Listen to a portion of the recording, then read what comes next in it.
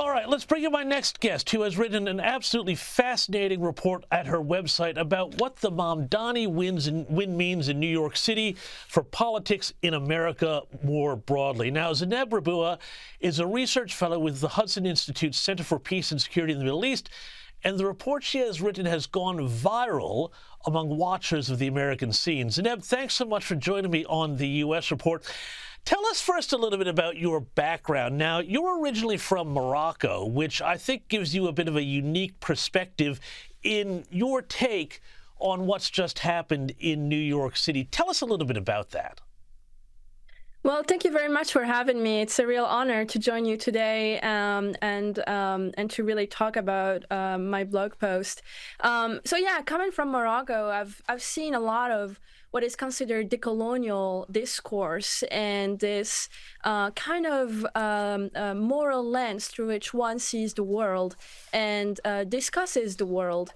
And it's this constant cycle of seeing the world through victim, colonial, decolonial, the colonizers, etc. And so I thought that it was interesting because I see that a lot in, as you mentioned, I work on foreign policy at the Hudson Institute. So I see that a lot on foreign policy. I see that in the Middle East and North Africa. And then I thought, this is very interesting what is happening in the United States. The discourse that infects the lenses through which one approaches the Middle East is now getting into how one approaches U.S. politics. And I thought it was very interesting that a lot of people were discussing, who is Zohran Mamdani? How is he thinking? Is he an Islamist? Is he a communist? And I thought, why not to actually explain how I see him? And I thought that his background was very interesting. His father's work was very interesting. And I thought, this is actually the colonial way of seeing the world. And why not explain why and how Mamdani uses it? And so how does he use that? Because you brought together a lot of threads, which I think we've seen since October 7th, when this kind of decolonized mentality made it into the streets in protest. But you say this is what he's talking about now, is this next stage of this sort of decolonial protesting. But how can you have a decolonial movement in the United States, which is a country that doesn't have colonies? Yeah, exactly. So, so the way I saw it was that a lot of people, talk about Israel after October 7th, but there's also America after October 7th. There was this whole surge of anti-Zionist activism across university campuses, in Columbia University and other universities, and they were all talking about decolonizing the Middle East, that America was actually evil, the root of all evil in the world, and that this Western hegemony should absolutely be dismantled, and Israel is the center of it, and that Israel is the embodiment of Western domination in the Middle East. And you can see that language that has been fermenting slowly and gradually since October 7th. And Mamdani actually spoke to that directly. The universities, because they promoted a lot of this messaging and this signaling, I think Mamdani found the perfect moral terrain for it. It's true the United States does not have colonies, does not have a lot of what they accuse any colonial power to have. But here's what the United States has. It has one of the best militaries in the world. It has a thriving economy. It has this mentality for American dynamism. And I think that it's something that they see as inherently evil. And every evil that happens in the world is actually because the United States is too powerful. And it's only after it gives up its power that it can be good, and that Israel is part of that as well.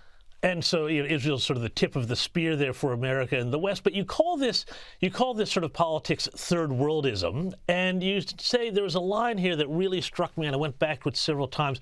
You said that, quote, Anglo-American conservatives who are used to debating policies and principles are unprepared for this kind of politics. So How do people who don't subscribe to this and don't want to see this kind of revolutionary third world politics infect America or Australia or Britain or wherever, Anglosphere politics, what do they do? Because Mamdani had a very slick, very sophisticated campaign. It was very positive. It was very high on the social media. And if you're arguing, policies and principles, that's boring and it's fuddy-duddy. How do you turn around? How do you turn that moral logic around? Yeah, so something that first of all I call it Third-Worldism because it actually is part of Third-Worldist literature when it comes to understanding the economy and so on. I mentioned people like Samir Amin, other economists and writers who are precisely in that school of thought. And as you said, it's true he is very positive, etc. But he's also someone who loves this binary logic of victim and oppressor, and that if things in New York are not working, well, it's because of this structural, systemic capitalism and so on and so on. And there is one way to actually get out of it, and it's to not be part of it. There's something that I saw, which is how a lot of politicians and commentators and other critics, they are always part of the frame. And this is why someone like Trump is a genius about it, because he just refuses the frame. There is nothing to apologize for. The United States has a very different history than the one of Europe. Israel has a very different history than what they accuse it of, and it's to actually refuse this simplicity. And I think that this is it's very key to understanding it, because a lot of it is about moral purity. It's about, are you willing to apologize of things that happened centuries ago when the problems are actually things that we have to deal with now. And I think that refusing the frame is the best thing I see forward, because it is a policy platform, and a lot of politicians make the mistake of accepting the frame. Zineb, we're going to have to leave it there. Thank you so much for your time, and thank you for putting a great piece out there into the discourse this week. Really appreciate your time.